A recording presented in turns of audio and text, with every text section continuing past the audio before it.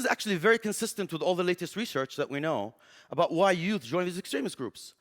Turns out, what we used to know is not right. The traditional assumptions that it's poverty, unemployment, and it's criminals who join these groups turned out to be false. Actually, it turns out that the reason why the youth join is because it provides them with a sense of identity and belonging.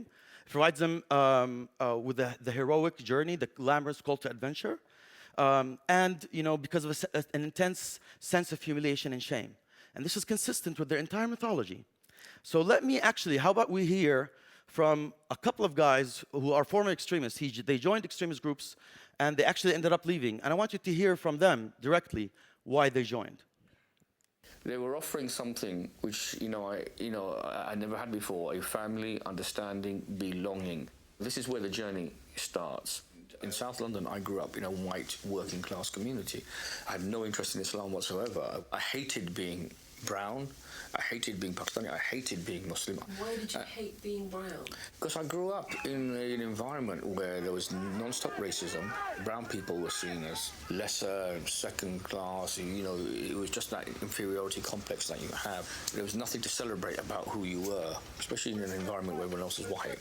You want to fit in, and you fit in how? By being just like everyone else, but more so, overcompensating, over-exaggerating. I had my white girlfriends, and then middle-class parents saying, "Oh, but you'll have mongrel children." These were middle-class, so-called middle-class educated parents who were doing this. I've done everything to fit in. I've even got the white girlfriend and everything else.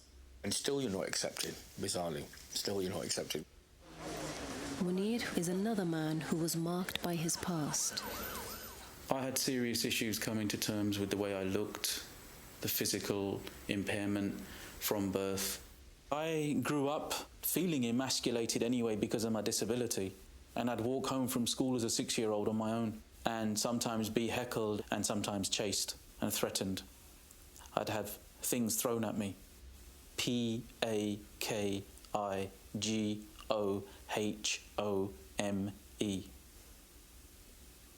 I heard that religiously, like the 5 times call to prayer, for the first 16 years of my life.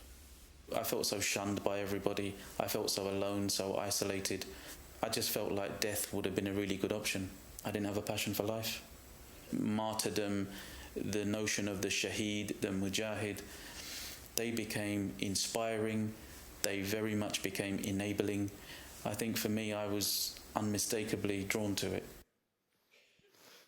This is from a fascinating movie by filmmaker Deeyah Khan. It's called JIHAD. I strongly recommend it.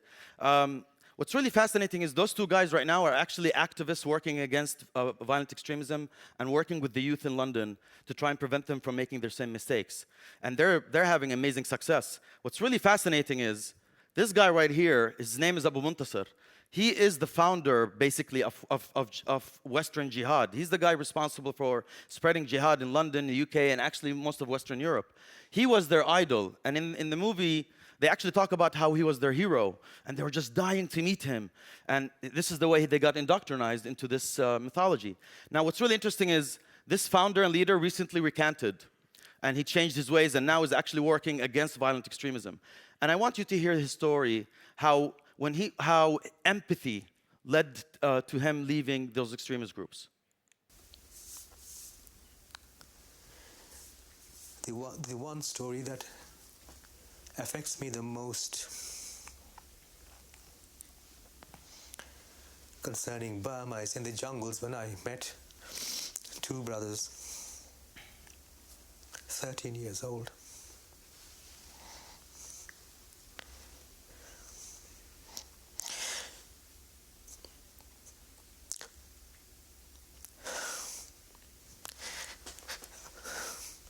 I try to visualize my son and daughter in the same position.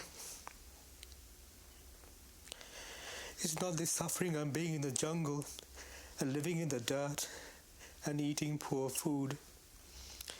It's the idea and the picture of them, my son and daughter, carrying guns to be maimed or blown up at the behest of leaders and commanders who fight for a false ideal and an unwinnable war. And those two boys came to me.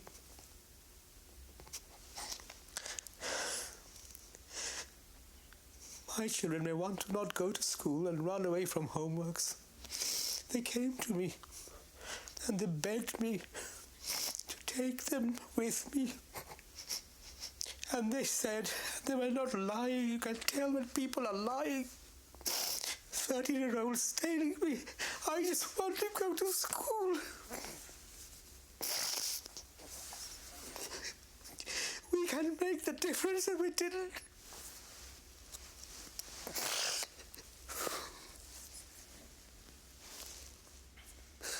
I'd rather live as slaves and have my kids go to school. I don't want this false... What is this? Honor. I'm happy to be a coward.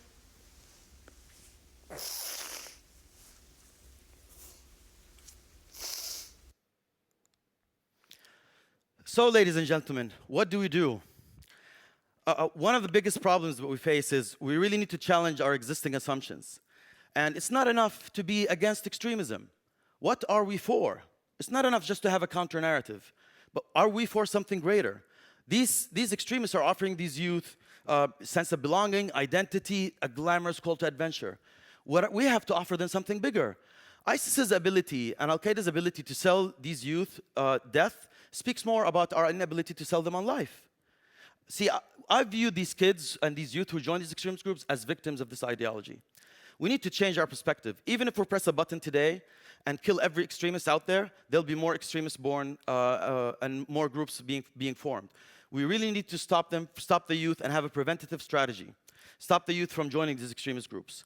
So, and one of the best ways to do that is develop heroic role models, develop heroic stories based on narratives of hope, of resilience, of connection to others, of service to others, of acceptance and tolerance. Because believe it or not, these extremists, when they come and they talk to these youth, they come and tell them, we'll accept you no matter what, no matter who you are, no matter what your background is. It's actually a message of acceptance initially.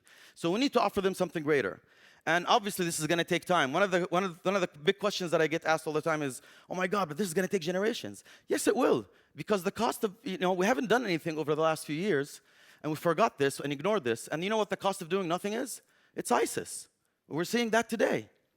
Last but not least, it's incredibly critical to start today. There's a lot of real-life heroes available today, like those guys. They were able to transform their lives, and now they're doing unbelievable work. Last but not least, ladies and gentlemen, the time for heroes has been and will always be right here and right now. Thank you very much. Thank you.